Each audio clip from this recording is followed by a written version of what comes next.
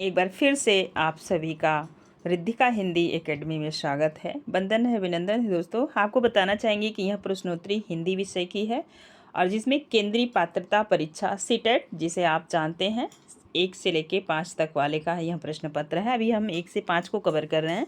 मैं प्लेलिस्ट बना दूंगी जिसमें आपको सभी 10 वर्षों के प्रश्न पत्र मिलेंगे। 1 से 5 तक वाला अलग मिलेगा और 6 से 8 वाला अलग मिलेगा। आइए चलते हैं। 2024 के लिए यह प्रश्नोत्तरी हम तैयार कर रहे हैं। परीक्षा नज़दीक है तो आप पहला प्रश्न देखिएगा। प्रश्न का लेवल देखने से अच्छा है कि आप प्रश्नों की व्याख्या पर थोड़ा ज़्यादा फोकस करेंगे, क्योंकि पैटर्न ही सीटेट का क्या होता है, आता है बार बार। थोड़े से परिवर्तन के साथ प्रश्न को घुमाया जाता है ताकि परीक्षार्थी थोड़ा परेशान हो। देखिए, यहाँ पे हम बात कर रहे हैं। पहला प्रश्न है, प्राथमिक स्तर पर शिक्षा का माध्यम है, अंग्रेजी होना चाहिए, उर्दू होना चाहिए, बच्चे की मातृभाषा होना चाहिए, हिंदी होना चाहिए। तो यहाँ पे बच्चे की मातृभाषा होना चाहिए, क्योंकि अलग अलग क्षेत्रों से बच्चे आ रहे हैं और एक शिक्षक सभी की भाषाओं का, क्योंकि अलग अलग जब बच्चे आएंगे अलग अलग भाषा लेके, तो एक बच्चा दूसरे बच्चे की भी भाषा को सीखता है। तो यहाँ पे क्या होता है, बच्चे का जो भाषाई विकास होता है वह तेज गति से होता है और उसकी मातृभाषा में शिक्षा होनी चाहिए। तो ये है सी ऑप्शन आपका सही होगा। प्रश्नों की व्याख्या आप देखिएगा। प्राथमिक स्तर पर शिक्षा का माध्यम बच्चे की मातृभाषा होनी चाहिए, क्योंकि समाज एवं परिवार के बीच वो वही भाषा सीखता है जो वहाँ बोली जाती है। सामान्यतः मातृभाषा में बच्चे अपने विचार व्यक्त एवं ग्रहण कर सकते हैं, अतएव मातृभाषा में प्राथमिक शिक्षा देना अपरिहार्य है।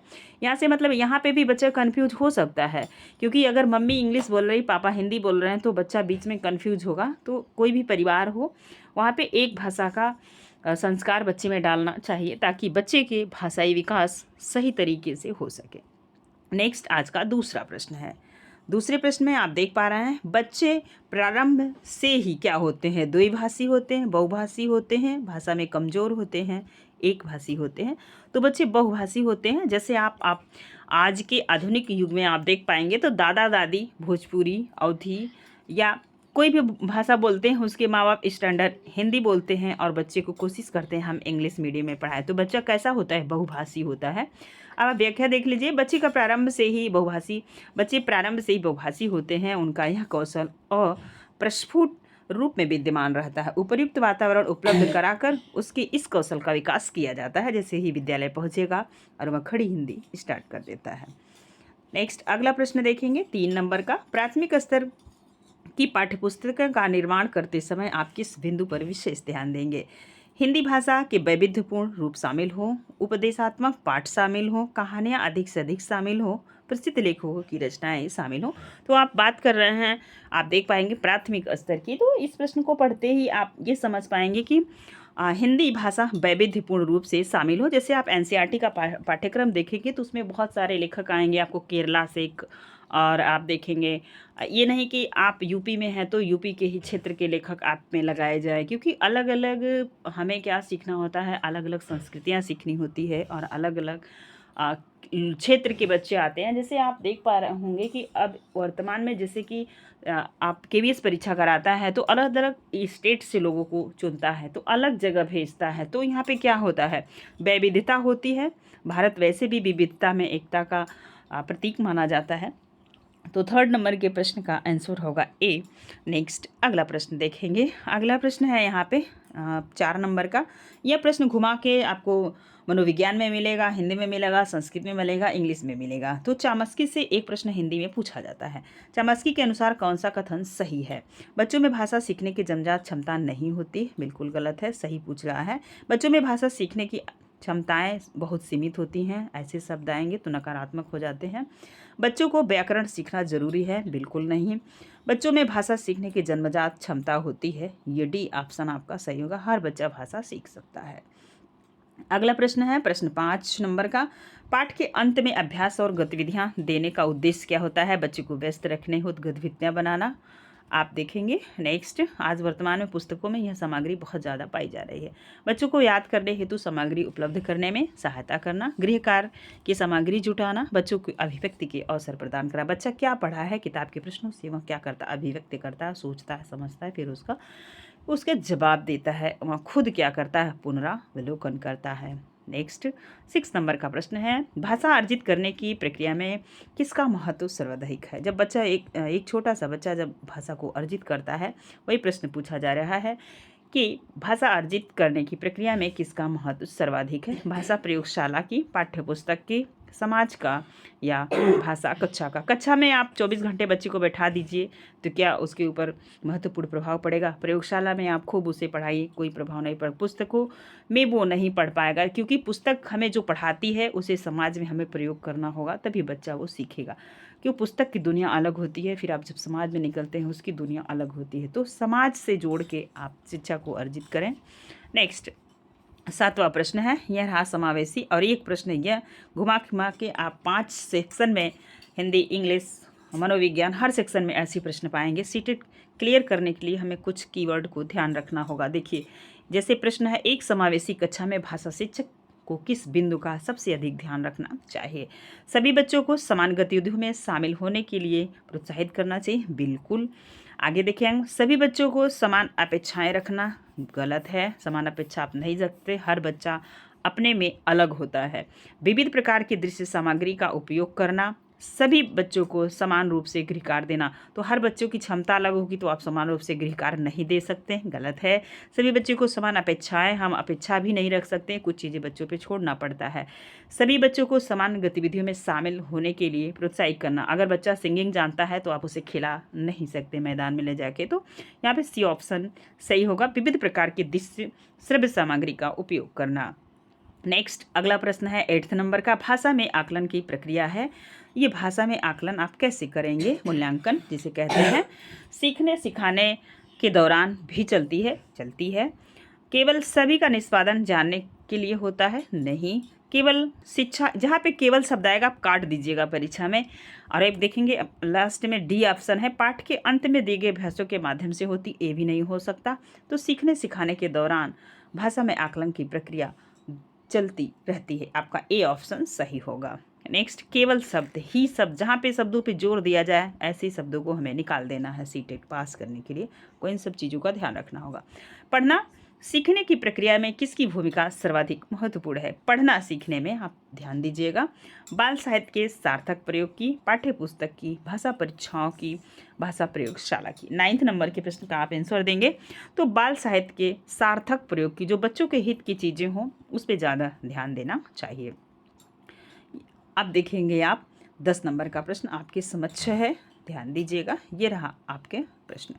प्राथमिक स्तर पर भाषा शिक्षण का उद्देश्य यह है कि बच्चे भाषा परीक्षा में सदैव अंक लाएं, बच्चे विभिन्न स्थितियों में भाषा का प्रभावी प्रयोग कर सकें, बच्चे भाषा के व्याकरण को जान सकें, और बच्चे मानक भाषा का प्रयोग करना जल्दी सीख सके। आप यहाँ पे आप देखना है आपको क्या सही है, सही तो लगभग सब हैं, उसमें से बेहतर क्या है ये खोजना है। भाषा प्राथमिक स्तर पर भाषा शिक्षण का उद्देश्य यह है कि बच्चे विभिन्न स्थितियों में भाषा का प्रयोग कर सके, बी ऑप्शन सही है। वैसे तो सारे ऑप्शन सही है लेकिन सब में बेहतर बी है। 11 नंबर का प्रश्न आपके समक्ष है, यहाँ पे ध्यान दीजिएगा। भाषा अर्जित करने में वाइगोस्की ने किस पर सबसे अधिक बल दिया है। वाइगोस्की को आप जानते हैं, समाज से इनका ज़्यादा है, और आपने चॉम्स्की पे देखा, ये भी भाषा पे बात किए हैं। तो इन सब थोड़े से जो आपके मनोवैज्ञानिक हैं इनको भी आपको पढ़ के जाना है। अगर आप मनोविज्ञान को अच्छे से पढ़े रहेंगे तो हिंदी में भी 1-2 प्रश्न आते हैं, मैंने शुरू में आपसे बताया। अब आप देखिए, समाज में होने वाले भाषा प्रयोग पर, परिवार में बोले जाने वाली भाषा पर, कक्षा में बोली जाने वाली भाषा पर, भाषा की पाठ्य पुस्तक पर।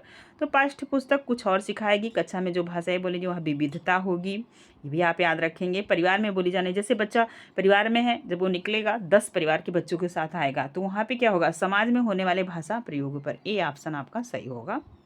चलिए अगला प्रश्न है 12 नंबर का, बच्चे की भाषा का आकलन करने के लिए सबसे उचित तरीका क्या है। अब हमें बताना है सबसे उचित तरीका क्या है, आप ध्यान दीजिएगा। सबसे उचित तरीका आपको बताना है। ये 12 नंबर का प्रश्न है। बच्चों के भाषा प्रयोग का अवलोकन करना, बच्चे से किताब पढ़वाना, बच्चे से परियोजना कार्य करवाना, बच्चों की लिखित परीक्षा लेना। छोटे बच्चे से आप लिखित परीक्षा की क्या उम्मीद कर सकते हैं, उसे सबसे ज़्यादा आप टीचर से बात करें, अपने सहपाठी से बात करें तो सबसे ज़्यादा इसके जो बातचीत का भाषा का प्रयोग है, बच्चा कितना कर पा रहा है, अपनी बात को कितने रख पा रहा है, दूसरी की बात को कैसे सुन पा रहा है, ये चीज़ मायने रखता है। ए ऑप्शन आपका सही होगा। हालांकि तो सभी सही हैं बट उसमें से ए ज़्यादा बेहतर है। चलिए अगला प्रश्न आपके समक्ष है, अब आप बताएंगे 13 नंबर के प्रश्न का उत्तर। प्राथमिक स्तर पर एक भाषा शिक्षक से सर्वाधिक अपेक्षित है। क्या अपेक्षित है? बच्चों को मानक भाषा का प्रयोग करना सिखाना, कक्षा और कक्षा के बाहर बच्चों को भाषा प्रयोग के लिए प्रोत्साहित करना, बच्चों की निरंतर परीक्षाएं लेना आप नहीं ले सकते, पाठ्य पुस्तक में दी गई सभी कहानियों कविताओं को कंठस्थ करना, याद करने के लिए भी आप बच्चों को परेशान नहीं कर सकते। 13 नंबर के प्रश्न का आप आंसर दीजिए। 2 ऑलरेडी कट चुका है, अब आपको बताना है। तो सबसे पहले ये है कक्षा और कक्षा के बाहर बच्चों का भाषा प्रयोग के लिए प्रोत्साहित करना, बी ऑप्शन सही है। अब देखेंगे आप 14 नंबर का प्रश्न आपके समक्ष है। ये रहा 14 नंबर का प्रश्न। यहाँ पे भाषा सीखने सिखाने के संबंध में निम्नलिखित में से कौन सा कथन सही है? बच्चे स्कूल आकर ही भाषा सीखते हैं। अब ये आप सही बताना है, आपको प्रश्न का आंसर देना है सही में। तो क्या बच्चा बिल्कुल ब्लैंक होता है जब स्कूल आता है? बच्चे स्कूल आकर ही भाषा सीखते हैं, गलत है। बच्चे अपने परिवार से ही भाषा सीखते हैं, बिल्कुल गलत है। समाज में भी जाते हैं, 6 माह के बाद बच्चा माँ से निकल के घर से बाहर निकलने लगता है, तो बच्चा समाज से कुछ सीखता है। बच्चे स्कूल में मानक भाषा का ही प्रयोग करते हैं, गलत बातें हैं। मातृभाषा में भी पढ़ाई होती है। बच्चे स्कूल आने से पूर्व ही भाषाई पूंजी लेकर आते हैं, यही आपका आंसर सही होगा, डी। तो डी ऑप्शन सही है। चलिए अगले प्रश्न की तरफ चलते हैं। 15 नंबर का प्रश्न आपके समक्ष है। इस वीडियो में 30 प्रश्न हमने लिया है, 30 ही प्रश्न हिंदी के आते हैं। तो यहाँ पे आपको 15 नंबर का प्रश्न बताना है, क्या होगा यहाँ पे? प्राथमिक स्तर पर भाषा सिखाने की सर्वश्रेष्ठ विधि है। कौन सी विधि सबसे अच्छी विधि है? एक टीचर से यह प्रश्न पूछा जा रहा है। एज ए टीचर आप उत्तर देने का प्रयास करें। बच्चों को कहानी सुनाना, बच्चों को पाठ्य पुस्तक पर आधारित वीडियो कार्यक्रम दिखाना, बच्चों को भाषा प्रयोग करने की विविध अवसर देना, बच्चों के साथ कविता गाना। तो सी ऑप्शन आपका सही होगा। आप जितना अवसर देंगे बच्चा उतना ही बोलेगा, उतना ही सीखेगा, ठीक है। सी ऑप्शन आपका सही है। चलिए नेक्स्ट प्रश्न है। अब यहाँ पे एक गद्यांश है, मैं तेजी से गद्यांश को पढ़ती हूँ, आप सुनिए। इसके बाद आप इनसे जुड़े प्रश्नों का उत्तर दीजिएगा। गुलजार जी क्या लिखते समय पाठ आपके चिंतन में होते हैं? देखिए, मैं एक लेखक से बात किया जा रहा है इस गद्यांश के माध्यम से। देखिए, जब मैं लिखता हूँ मेरे जेहन में मैं होता हूँ, मैं पहले यही तय करता हूँ बात मुझे अपनी कहानी होती है, मतलब अपनी बात कहनी होती है जो कि पाठक को भी लगे कि मेरी भी बात है। जैसे तुलसीदास ने रामचरितमानस लिखा था स्वांतः सुखाय के लिए, उन्हें अपने सुख के लिए रामचरितमानस लिखा, लेकिन आज वो हर घर में सुख प्रदान कर रही है। तो लेखक भी क्या करता है, आप ध्यान से पढ़िए गद्यांश को। मेरे जेहन में मैं होता हूँ, मैं पहले ही तय करता हूँ बात मुझे अपनी कहनी होती है, पाठक को सामने रखकर लिखने का कोई मतलब नहीं होता। दूसरी महत्वपूर्ण बात मैं महसूस करता हूँ वह है कम्युनिकेशन, मतलब बातचीत करना, अपनी बात को पाठक तक पहुँचाना आर्ट ऑफ कम्युनिकेशन है। डॉट डॉट हाँ, मैं अपने लेखन को इस कसौटी पर रखता हूँ, मीडिया से जुड़े होने के कारण कहने के तरीके को लेकर मैं सोचता अवश्य हूँ, विषय मेरे होते हैं, मेरी बात सही या नहीं, आप अपनी ग्रोथ के साथ एक अहाता बनाते चलते हैं, हर फाइन आर्ट लोगों तक पहुँचानी ही चाहिए। संगीत हो, कला हो या लेखन हो, वो अपने लक्ष्य तक पहुँचनी चाहिए, कहने का ऐसा तरीका तो होना ही चाहिए। लेखक के बारे में यह बातें हो रही हैं। अब आपको बताना है गुलजार, अब देखिए प्रश्न बन रहा है, गुलजार लिखते हैं तो विषय कैसे होते हैं? तो स्वयं के उनके अपने होते हैं, आपने देख लिया। नेक्स्ट देखिए अगला प्रश्न है 17 नंबर का, ये रहा। गुलजार के अनुसार लिखने वाले के जेहन में स्वयं लेखक होता है, इसका आशय क्या है? तो आपको बताना है लेखक की संवेदनाएं और आत्मानुभूति केंद्र में होती है, वह जो स्वयं अनुभूत किया होता है वही केंद्र में होती है, जैसा आपने देखा। 18 नंबर का प्रश्न आपके समझ है।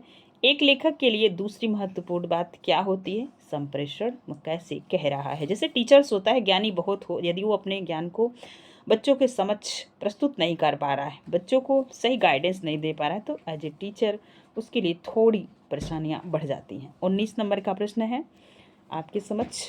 किसी भी कला का लक्ष्य होता है लोगों तक वह बात पहुँचे। यही तो होता है, जैसा कि आपने पैसेज में पढ़ लिया। 20 नंबर का प्रश्न है, गुलजार अपने लेखक को किस कसौटी पर कसते हैं? वह व्यंग भरे अंदाज में कही गई या नहीं, वह सब लोगों द्वारा सराही गई या नहीं, मेरी ग्रोथ हो रही है या नहीं, वह बात पाठक तक पहुंच रही है कि नहीं। डी ऑप्शन आपका सही होगा।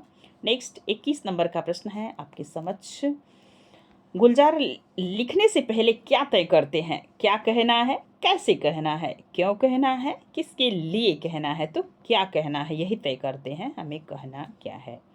नेक्स्ट, जेहन का अर्थ क्या होता है, पूछा जा सकता है। जेहन का अर्थ क्या होता है, तो दिमाग होता है। ए ऑप्शन आपका सही होगा। अगला प्रश्न है, संगीत से विशेषण शब्द बना है, क्या बना है? संगीतज्ञ बना है, यह इसकी विशेषता बता रहा है। ऑप्शन में है संगीत वाला, संगीतवान, संगीता। नेक्स्ट, कहने का, यहाँ पे आप देख पा रहे हैं, कहने का ऐसा तरीका तो होना ही चाहिए। वाक्य में निपात शब्द है, ही तो दोनों क्या है? निपात है। ठीक है, क्या है? निपात है। ये आपका सी ऑप्शन सही होगा। निपात ऐसे शब्द होते हैं जो है वाक्य में क्या करते हैं? जोड़ देते हैं। ठीक है। नेक्स्ट, अब एक और दिया हुआ है, क्योंकि 2 पैसेज आते हैं तो अच्छा रहता है। 15 नंबर का पैसेज होता है, आप उसमें से आंसर निकाल लेते हैं, आपके समझ से आंसर होता है, बाकी 15 नंबर की आप तैयारी अच्छे से करते हैं। यहाँ पे आप देख पा रहे हैं कि एक दिया है प्यारी सी छोटी सी, ठीक है, पैसेज कविता के फॉर्म में। अब आप देखेंगे, जब नहीं था इंसान धरती पर थे जंगल। जब इंसान नहीं था तब धरती पे थे, क्या थे? जंगल थे। जब नहीं था इंसान धरती पर थे जंगल, जंगली जानवर परिंदे, इन्हीं सब के बीच उतरा इंसान। और घटने लगे जंगल, जंगली जानवर परिंदे, इंसान बढ़ने लगा बेतहाशा। अच्छी बात है, आप देख पा रहे हैं पूरी कविता को आप पढ़ें, कितनी मज़ेदार है। अब कहाँ जाते जंगल, जंगली जानवर परिंदे, प्रकृति किसी के साथ नहीं करती नाइंसाफ़ी, सभी के लिए बनाती है जगह, सो अब इंसानों के भीतर उतरने लगे हैं जंगल, जंगली जानवर और परिंदे। बहुत बड़ी बात कविता में आपको बताई जा रही है, तो देख लीजिए एक बार, हम इसकी व्याख्या कर देते हैं। इंसान जब नहीं था, इंसान जब धरती पे इंसान नहीं था, जैसा कि आपने मनु के बारे में देखा होगा कि 2 व्यक्ति बचे थे, सब पृथ्वी का विनाश हो गया था। आपने अगर कमाई नहीं पढ़ा होगा तो बहुत अच्छे से समझ पा रहे होंगे। जब नहीं था इंसान धरती पर थे जंगल, जब मनुष्य धरती पे नहीं था तो धरती पे क्या थे? जंगल थे, जंगली जानवर थे, जो जंगली जानवर हैं वो थे, परिंदे थे, पक्षियाँ थीं, इन्हीं सब के बीच उतरा इंसान। इन सबों के बीच में एक इंसान ने जन्म लिया और घटने लगे जंगल, क्योंकि मनुष्य इतना लालची है, अपने लालच में उसे उसका लालच क्या कर रहा है? प्रकृति का विनाश कर रहा है। वो जंगल उजाड़ के खेती कर रहा है, घर बना रहा है, जंगल के जानवर कहाँ जाएंगे, वो उनके लिए कभी सोच नहीं रहा है, इतना फर्टिलाइजेशन कर दे रहा है, चिड़िया विलुप्त हो जा रहे हैं, ये सारी चीज़ हैं। और घटने लगे जंगल, जिस जंगल में वो आया था उसी को क्या करने लगा? घटाने लगा। और घटने के साथ जंगल तो घटा, जंगली जानवर भी घटे, परिंदे भी घटे, इंसान बढ़ने लगा। मनुष्य क्या किया? बढ़ने लगा, उजाड़ने लगा पूरी धरती को, और इंसान बढ़ने लगा। अब बेतहाशा बहुत तेज गति से मनुष्य की क्या कर रही है? पीढ़ियाँ दर पीढ़ियाँ बदल रही हैं। और आप देखेंगे आबादी, आप तो जान ही रहे हैं। चलिए, तो आगे कवि कह रहा है, अब क्या जाते जंगल, जंगली जानवर परिंदे, अब कहाँ जाएंगे ये लोग? जंगली जानवर कहाँ जाएं? जंगल कहाँ रह गया? परिंदे पक्षियाँ कह रहे हैं, प्रकृति किसी के साथ नहीं करती इंसाफी, क्या प्रकृति के द्वारा ये कम हुए? यही प्रश्न पूछ रहा है कवि। अब देखेंगे, कभी के लिए बनाती है जगह, सो अब सभी के लिए प्रकृति क्या करती है? जगह बनाती है, लेकिन अब क्या हो रहा है? इंसानों के भीतर उतरने लगे हैं जंगल। वो इंसान जंगली बन गया है, अविवेकी बन गया है। जंगली जानवर और परिंदे इंसानों के भीतर उतरने लगे, जंगल, जंगली जानवर और परिंदे। अब आप देखेंगे, परिंदे पक्षियाँ उड़ रही थी आकाश में, मनुष्य खुद ही इतने ज़्यादा जहाज बना दिए, वो खुद ही उड़ा रहा है, तो पक्षी की ज़रूरत ही घट गई। धरती पर इंसान के आप देखेंगे प्रश्न का 5 प्रश्न दिए हैं, प्रश्नों के उत्तर देखिएगा। धरती पर इंसान के आने के बाद क्या हुआ? जानवर घटने लगे, पक्षी घटने लगे, जंगल घटने लगी, सभी घटने लगा। डी ऑप्शन आपका हो गया। नेक्स्ट प्रश्न है 26 नंबर का। इंसान बढ़ने लगा बेतहाशा, बहुत तेज गति से। इंसान खूब तेज भागने लगा, इंसान खूब बड़ा होने लगा, इंसान अपने पैरों पर चलने लगा, इंसान खूब तरक्की करने लगा। ये जंगल उंगल काट उठ के, पक्षियों को मार उड़ के खाने भी लगा। ऐसा भी तो है। चलिए अब आप बताएंगे 27 नंबर के प्रश्न का। प्रकृति किसके प्रति नाइंसाफ़ी नहीं करता? किसी के प्रति, उपयुक्त में से सभी के प्रति, ना पशु के, ना पक्षी के, ना जंगल के, किसी के प्रति वो नाइंसाफ़ी नहीं करता। 28 नंबर का है प्रश्न। कविता के अंत में क्या व्यंग्य किया गया है? इंसानों में अब इंसानियत खत्म हो गई है, यही व्यंग्य किया गया है। इंसान के भीतर जंगल की तरह पेड़ उग गए हैं, ऐसा कुछ भी नहीं है। अब आप देखेंगे 29 नंबर का प्रश्न। अब कहाँ जाते, कविता में एक लाइन आई है ना, अब कहाँ जाते जंगल का भाव है, क्या भाव है? अब जंगल खूब बढ़ने लगा, बिल्कुल नहीं। अब जंगल समाप्त होने लगा, बिल्कुल सही। अब जंगलों में परिंदे नहीं रहते, अब जंगल कहीं जाने लायक है। तो ये बी ऑप्शन आपका सही होगा, ऑप्शन। नेक्स्ट अगला प्रश्न और आज का अंतिम प्रश्न है, ध्यान दीजिएगा। जंगल का पर्यायवाची शब्द नहीं है। वन है, कानन है, अरण्य है, बगीचा।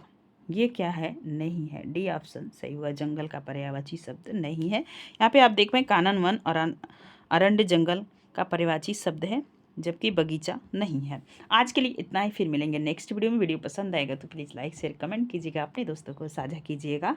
धन्यवाद। आपका दिन शुभ हो।